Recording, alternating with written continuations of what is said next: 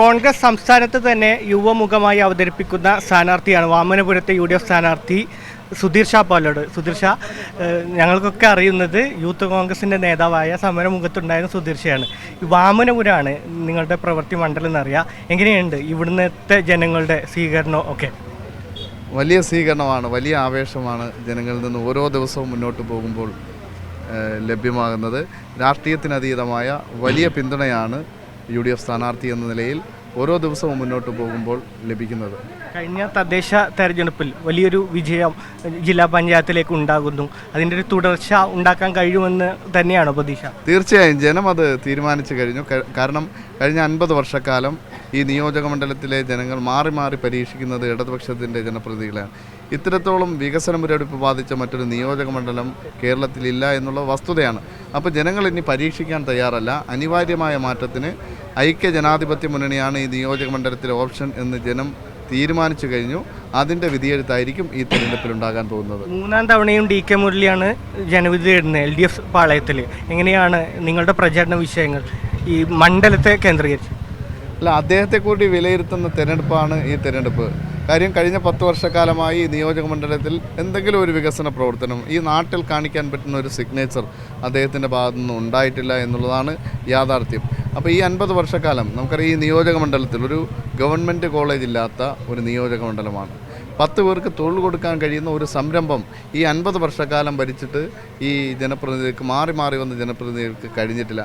മാത്രമല്ല ഈ നിയോജകം വളരെ സാധാരണക്കാർ താമസിക്കുന്ന ഒരു പ്രദേശം എന്ന നിലയിൽ മെച്ചപ്പെട്ട ചികിത്സാ സംവിധാനം പോലും ഇല്ലാത്ത ഒരു നിയോജക മണ്ഡലമാണ്.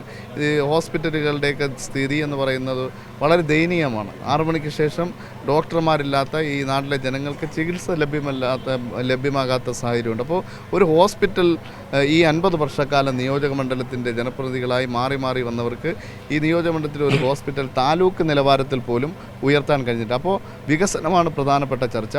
അത് ചർച്ച ചെയ്യുമ്പോൾ 0 മാർക്കാണ് ഈ DK മുരളിക്ക് എന്നുള്ള കാര്യത്തിൽ സംശയമില്ല. അതിനെതിരായിട്ടുള്ള വിധിയെഴുത്തായിരിക്കും ഈ തെരഞ്ഞെടുപ്പിൽ ഉണ്ടാകാൻ പോകുന്നത്. വന്യജീവി ആക്രമണം അടക്കമുള്ള വിഷയങ്ങൾ ഈ മണ്ഡലത്തെ സംബന്ധിച്ചിടത്തോളം വിഷയങ്ങളാണ്. അതിന് UDFന് മുന്നിൽ ബദലുണ്ടോ? തീർച്ചയായും ഇതൊരു മലയോര മേഖലയാണ്, മലയോര നിയോജക മണ്ഡലമാണ്. വന്യമൃഗ ശല്യം എന്ന് പറഞ്ഞാൽ അതിരൂക്ഷമാണ്. അവിടെ ഈ മലയോര മേഖലയിൽ താമസിക്കുന്നവരുടെ കൃഷി അത് വളരെ അപകടകരമായ സ്ഥിതിയിലൂടെ പോകുമ്പോൾ വന്യമൃഗങ്ങളുടെ ശല്യം തടയുന്നതിന് വേണ്ടി ശാസ്ത്രീയമായോ പ്രായോഗികമായോ അത് തടഞ്ഞു നിർത്തുന്നതിന് വേണ്ടിയിട്ടുള്ള സോളാർ ഫെൻസിങ്ങോ ആനക്കട അങ്ങനെ ഒരു ശാസ്ത്രീയമായ ഒരു പരിഹാരത്തിനും ഈ ജനപ്രതിനിധികൾക്ക് തയ്യാറായിട്ടില്ല. മാത്രമല്ല വ്യാപകമായിട്ടുള്ള കൃഷിനാശം. ഇപ്പോൾ ഒന്ന് മണ്ണിനടിയിലുള്ളതാണെങ്കിൽ അത് പന്നി കുത്തിമറിക്കും, വാഴക്കൃഷിയാണെങ്കിൽ ആന കുത്തിമറിക്കുന്ന സ്ഥിതി, തെങ്ങിലാണെങ്കിൽ നാളികേരം കുരങ്ങം കൊണ്ടുപോകുന്നത്. അപ്പോൾ ഇത് ആൾക്കാർക്ക് അത്രയും പൊറുതിമുട്ടി കഴിയുന്ന സാഹചര്യമാണ്. അവർക്ക് കൃഷിക്ക് വിപണന സാധ്യതയില്ല എന്ന് മാത്രമല്ല അവർ കൃഷി ചെയ്യുന്ന ഉൽപ്പന്നങ്ങൾ അവർക്ക് വിൽക്കാൻ ലഭിക്കുന്നില്ല എന്നുള്ളതാണ് യാഥാർത്ഥ്യം. അപ്പോൾ അതിനൊന്നും ശാശ്വതമായ പരിഹാരം ഈ മലയോര മേഖലയിൽ താമസിക്കുന്ന പാവപ്പെട്ട ജനം അവരെ വിധിക്ക് വിട്ടുകൊടുത്തേക്കാണ്. അപ്പോൾ അതിനൊന്നും ഒരു ശാശ്വതമായ പരിഹാരം കാണുന്നതിന് വേണ്ടി ഈ ജനപ്രതിനിധികൾക്ക് ഇതുവരെ കഴിഞ്ഞിട്ടില്ല എന്നുള്ളത് വളരെ ഗൗരവമായി നിയോജക മണ്ഡലത്തിലെ ജനങ്ങൾ ചർച്ച ചെയ്യപ്പെടുന്നുണ്ട്. അതുതന്നെയാണ് സുധീർ ഷാ പറയുന്നത്. തനിക്ക് അറിയുന്ന മണ്ഡലമാണ്, വികസനം തന്നെയാണ് ചർച്ച ചെയ്യുന്നത്. ആ അർത്ഥത്തിൽ ആളുകളിൽ നിന്ന് വലിയ സ്വീകാര്യത ലഭിക്കുന്നുവെന്നും അദ്ദേഹം പറയുന്നു. Camera person S. സനോജിനൊപ്പം സൊഫാൻ VP, Media 1, Thiruvananthapuram.